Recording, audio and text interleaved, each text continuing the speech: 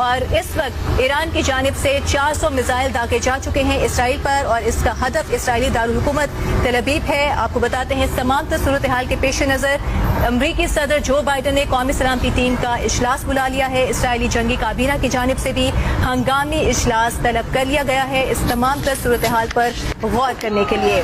وادی اردن میں زوردار دھماکوں کی آوازیں بھی سنی گئی ہیں، یہ بھی خبر ایجنسی رپورٹ کر رہی ہے۔ تل ابیب اور بیت المقدس سمیت پورے اسرائیل میں سائرن گونجنے لگے ہیں اور 400 میزائل ایران اسرائیل پر داغ چکا ہے۔